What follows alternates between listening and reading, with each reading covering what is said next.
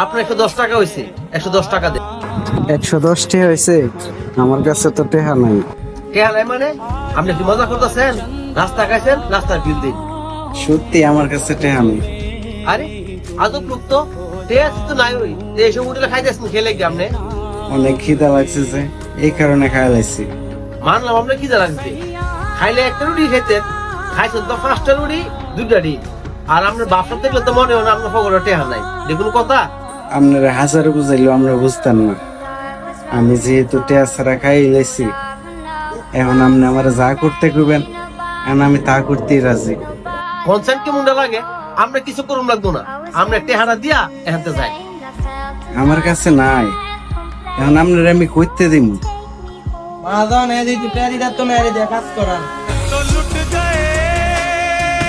থালা বসু মনে তার মানে?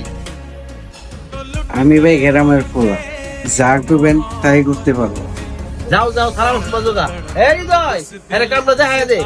निकलती रही मुझको सजा ভাবসা প্রিয়া ঘুরে খুঁজতে যায় এইসব ফুলাফান, পকেটে আমার টেহা হলা হ্যাঁ। এই যান, রাত তো অনেক হইল, এখন কি আমি যাইতে পারি? ও মাই গড, আপনি কি সকাল থেকে ওখানে আছেন? বিনা টাকায় খাইছি, আপনার টাকা পরিশোধ করা লাগতো না?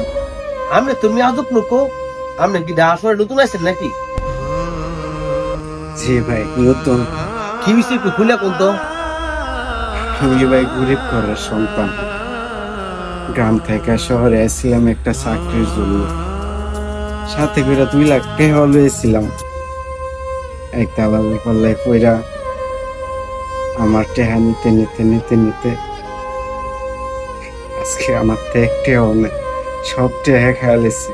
দেখা তো শিক্ষিত ফুলাফানের মতো মনে হইতেছে, কিন্তু দালালের খবরে পড়ছেন কেমনে? ওই যে শহরের আবহাওয়া যে বুঝিনি, যে পারছে হ্যাঁ ঠগাই দিচ্ছে।